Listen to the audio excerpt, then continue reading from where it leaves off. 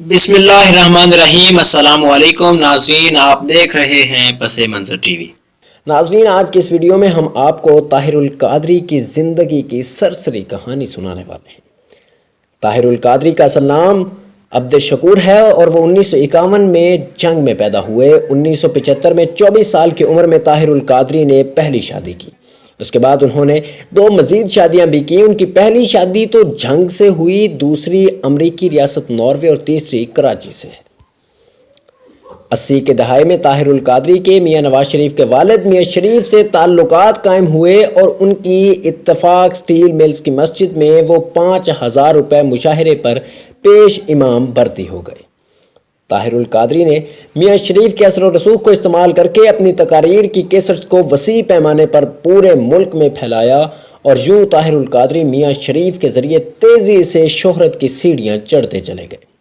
اگر آپ طاہر القادری کی اس دور کی کیسٹس سنیں تو وہ میاں شریف اور میاں نواز شریف کی تعریفیں کرتے دکھائی دیتے ہیں۔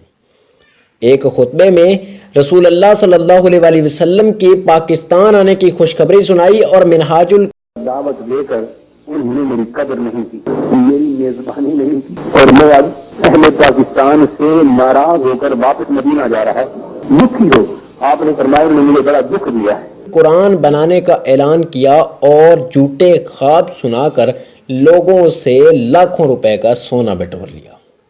نواز شریف کی مدد سے 200 کنال حکومتی اراضی اپنے ادارے منہاج القرآن کے لیے منظور کروائی اور پورے ملک سے کروڑوں روپے چندہ جمع کیا۔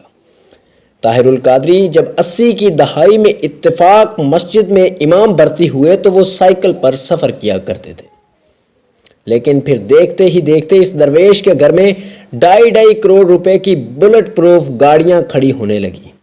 بیوی بچوں کے نام پر کروڑوں روپے کی جائیداد موجود ہے۔ بچوں کو ہر قسم کی سہولتیں فراہم کی اور لاکھوں روپے خرچ کر کے دنیا کی بہترین یونیورسٹیوں میں تعلیم دلوائی۔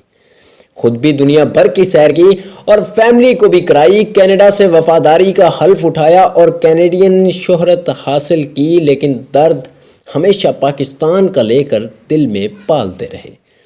آپ انقلاب لانے کے لیے اسلام آباد بنفس نفیس تشریف لاتے رہے اور ایک طویل دھرنا بھی دیا۔ یہاں ایک بار اعلان بھی کیا کہ میں ڈرتا نہیں ہوں، جس نے مارنا ہے مار لے۔ دوسری طرف جب لاہور میں قادری صاحب کا طیارہ روکا گیا تو آپ نے یہ کہہ کر انکار کر دیا اترنے سے کہ جب تک کور کمانڈر لاہور حفاظت کی ضمانت نہ دے میں طیارے سے نیچے نہیں اتروں گا، اور انہوں نے وعدہ سچ بھی کر دکھایا۔ جب تک وزیر قانون رانا مشہود نے بلٹ پروف گاڑیوں کا انتظام نہ کر دیا آپ طیارے سے نیچے اترنے پر آمادہ نہیں ہوئے۔ آپ کی سادگی اور درویشی کا یہ عالم رہا کہ دھرنے میں بھی لاکھوں روپے مالیت کی بلٹ پروف کنٹینرز میں قیام فرماتے رہے۔ کروڑوں اربوں روپے کی جائیداد، غیر ملکی شہریت، عیاشی کی زندگی، اور یہ سب کچھ بغیر کسی نوکری یا کاروبار کے کیے ہیں۔ قادری صاحب کی اندھی عقیدت میں ڈوبے مرید ان کی ہر بات کو وہی سمجھتے ہیں۔ حالانکہ طاہر القادری صاحب نے دعویٰ کیا تھا کہ رسول اللہ صلی اللہ علیہ وسلم کی طرح میں بھی 63 برس کی عمر میں انتقال کر جاؤں گا، لیکن آج قادری صاحب 68-69 برس کے ہو چکے ہیں، لیکن ابھی تک وہ اپنا وعدہ وفا نہیں کر پائے۔ البتہ سیاست چھوڑنے کا اعلان انہوں نے کر دیا ہے۔ قادری صاحب کی اندھی عقیدت میں ڈوبے مرید ان کی ہر بات کو بعین ہی تسلیم کر لیتے ہیں۔ علامہ طاہر القادری نے سیاست تو چھوڑ دی، لیکن کیا وہ قوم سے بٹورے گئے اربوں روپے کا حساب کتاب دیں گے؟